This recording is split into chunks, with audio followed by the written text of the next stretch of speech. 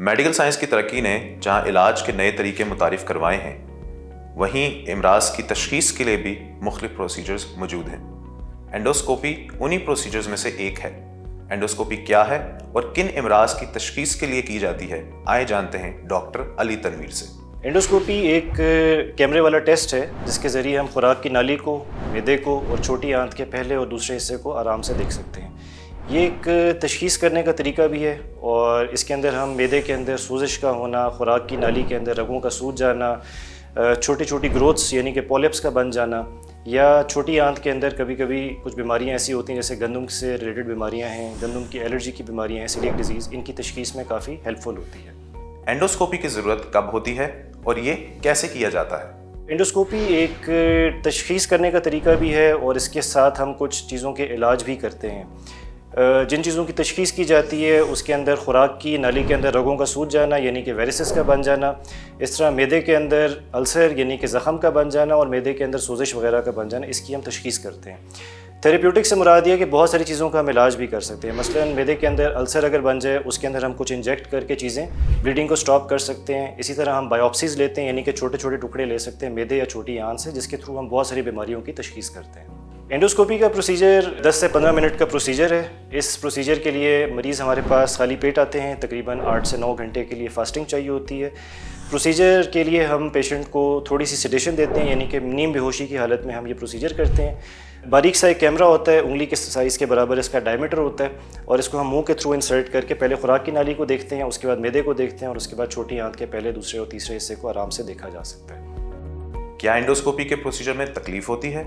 Endoscopy ایک pain لیس procedure ہے۔ Obviously تھوڑا سا ڈسکمفرٹ کبھی کبھی پیشنٹ فیل کرتے ہیں کیونکہ آپ ایک فورن آبجیکٹ منہ کے تھرو خوراک کی نالی میں اور اس کے بعد معدے کے اندر انسرٹ کر رہے ہیں، تو کبھی کبھی جب انٹیوبیٹ کر رہے ہوتے ہیں یعنی کہ نالی کے اندر انسرٹ کر رہے ہوتے ہیں کیمرہ کو، اس وقت تھوڑا سا یہاں پہ ڈسکمفرٹ گلے کے اندر فیل ہو سکتا ہے۔ اس کے علاوہ اس کے اندر کوئی پین وغیرہ فیل نہیں ہوتی۔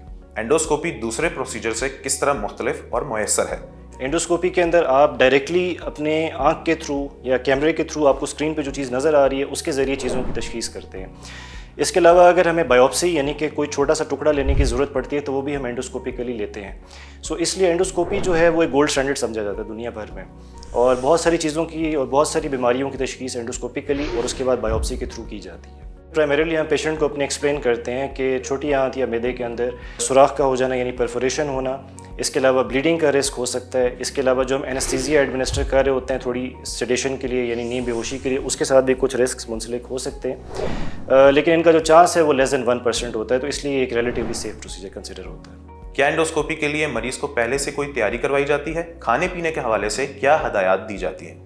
اینڈوسکوپی کے لیے ہم پیشنٹ کو ریکویسٹ کرتے ہیں کہ آنے سے پہلے تقریباً 8 سے 9 گھنٹے کی فاسٹنگ ریکوائرڈ ہے اور 8 سے 9 گھنٹے کے لیے انہوں نے کھانا پینا اپنا روکنا ہے، اس کے بعد ہم پروسیجر کو پرفارم کرتے ہیں۔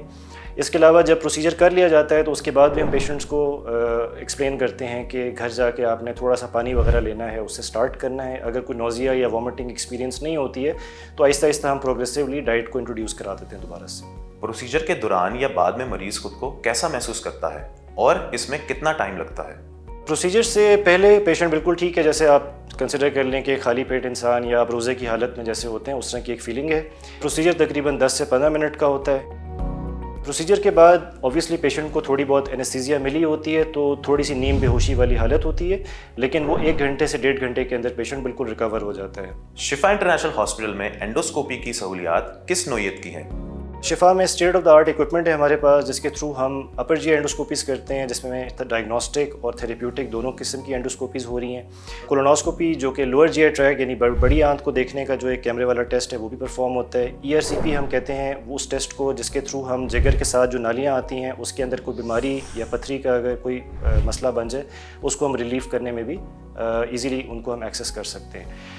اینڈوسکوپک الٹرا ساؤنڈ بھی ہمارے پاس موجود ہے شفا انٹرنیشنل کے اندر، جس کے تھرو ہم بہت ساری چیزیں کر سکتے ہیں، مثلاً پینکریاس سے ریلیٹڈ یا منسلک بیماریاں جو ہیں جس میں کوئی سسٹ کا بننا، کوئی پینکریاٹک کینسرز کا بننا، ان کی تشخیص میں اور ان کے ساتھ جو منسلک کمپلیکیشنز ہیں ان کو حل کرنے میں بھی ہم اینڈوسکوپک الٹرا ساؤنڈ یوز کرتے ہیں۔